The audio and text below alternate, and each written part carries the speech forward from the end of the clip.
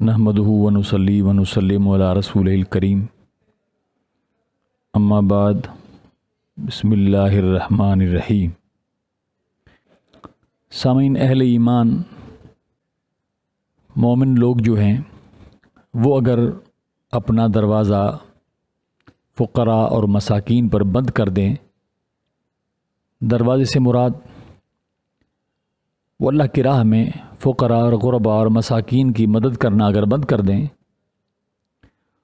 तो फिर अल्लाह की मदद जो आती है वो भी बंद हो जाती है।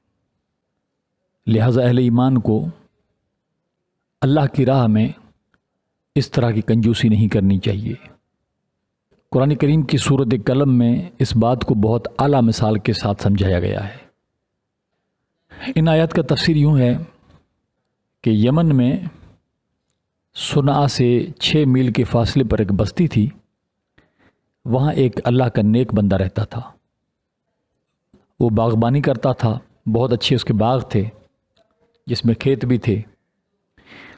वो क्या करता था कि जब उसके खेत और उसके बाग के फल तैयार होते थे तो ख़र्चा निकालता और अपना और अपने बच्चों का ख़र्चा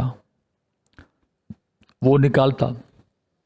बाकी जो बचता वो सारा गरीबों और मिस्कीनों में राह खुदा तकसीम कर देता था। हर साल वो ऐसा ही करता था। ये शख्स जब वफ़ात कर गया, पीछे इसने 3 बेटे छोड़े। बेटे जो थे ये ज़रा मादियत पसंद थे। इनके जहन वो कुछ मादियत की तरफ माइल थे। शायद उनकी सोहबत और यारी ऐसे लोगों से हो। उन्होंने कहा कि यार, हमारे वालिद साहब जो थे वो किसी ढंग से नहीं जिए। अगर किसी ढंग से जिए होते तो आज हम न जाने कहाँ होते, बड़े अमीर व कबीर होते। उन्होंने तो बस गरीबों और मिस्कीनों को पाला। अब हम 3 भाई हैं। अब हम अगर गरीबों मिस्कीनों को देंगे तो फिर हम कहाँ जाएंगे। लिहाजा अब ये गरीबों और मिस्कीनों को पालना ये हमारी कोई जिम्मेदारी नहीं है। जिसने बनाए हैं वही इनको खिलाएगा। हम मेहनत करें, पसीने बहाएं, खर्चा करें, दें गरीबों मिस्कीनों को। ये कहाँ का कानून भाई। हर कोई अपना कमाए अपना खाए। उनकी सोच ये थी। चुनाचे उन्होंने अपने बाप वाले तरीके को बदल दिया। लेकिन गरीब और मिस्कीन वो फिर कटाई वाले दिन चले जाते थे। ये तो नहीं देते मगर बहरहाल वो तो चले जाते थे। अब इन्होंने एक दफ़ा ये फैसला किया कि इस दफ़ा हम ऐसा करेंगे कि जब फल तैयार हो जाएंगे, पक जाएंगे, तो काटने के लिए हम रात को निकलेंगे। अंधेरे मुँह जाएंगे और सवेरे सवेरे फल तोड़ देंगे। यहाँ तक कि अब कुरान यहाँ एक ख़ास बात की निशानदेही करता है कि वो इतने गाफिल हो गए कि उन्होंने इंशाअल्लाह तक न कहा, ये भी गवारा न किया। और एक दूसरे को समझाया कि जी जिसकी आंख पहले खुले वो दूसरों को जगाए और जल्दी जल्दी अपने बाग की तरफ रवाना हो जाएंगे। चुनाचे उन्होंने फिर ऐसा ही किया। अब जब रास्ते में जा रहे थे तो उनका रास्ते में जाना अल्लाह ताला ने बयान फरमाया है। वो यूँ बयान फरमा कि रास्ते में ये चुपके चुपके एक दूसरे को ताकीद करने लगे कि देखो, आज तुम्हारे बाग में कोई गरीब, कोई मिस्कीन दाखिल न होने पाए। ये एक दूसरे को आहिस्ता आहिस्ता कह रहे थे ताकि ये वाली आवाज़ भी किसी के कान में न पड़े। मगर वो अल्लाह जो दिलों में बसता है, जो दिलों के भेद जानता है, जो दिलों के अंदर छुपी हुई बातें जानता है, उससे इनकी ये सरगोशियाँ क्या छुप सकती थी। बहरहाल ये एक दूसरे को आहिस्ता आहिस्ता कहने लगे कि जी हमारी ये बात भी किसी के कान में न पहुँचे। ये लोग खामखत गरीब लोग तंग करते हैं, हमें मुफ्त में झोलियाँ भर के ले जाते हैं, इससे हमें बड़ा नुकसान होता है। अब जब बाग के करीब पहुँचे तो इन्होंने कहा जी हम तो रास्ता भूल गए, ये तो किसी और जगह आ गए। हमारा बाग वो तो लहलहाता बाग है, वो तो जन्नत नज़ीर बाग है।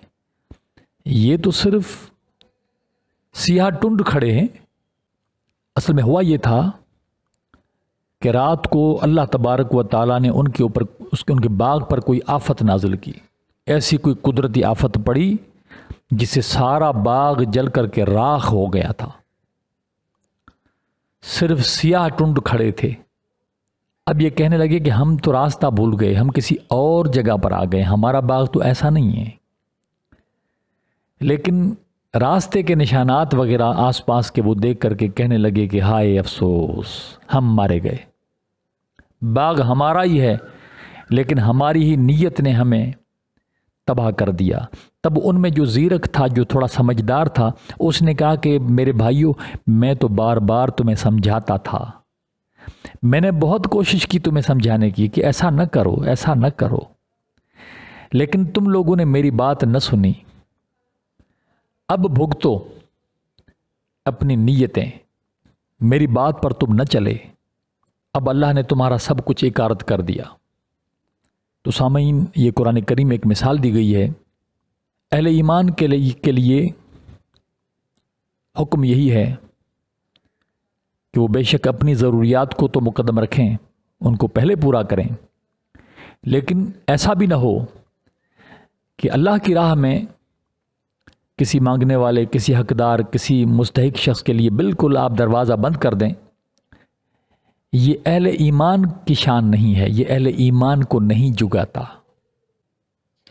اہل ایمان کا طریقہ یہی ہے کہ مما رزقناہم ینفقون، ان کے پاس جو رزق ہے انہیں یقین ہے کہ یہ جو کچھ میرے پاس رزق ہے یہ سب کچھ میرے اللہ کا دیا ہوا ہے، میں تو خالی ہاتھ آیا تھا اور سارا مال یہاں پڑا رہے گا، میں خالی ہاتھ جاؤں گا۔ یہ سب کچھ اللہ کا ہے تو اللہ کا دیا ہوا ہے، اللہ کے دیے ہوئے میں سے اللہ کی راہ میں کچھ خرچ کروں۔ سامعین، اللہ کی راہ میں کشادہ دلی اختیار کی جائے، تنگ دلی سے گریز کیا جائے۔ وما علینا الا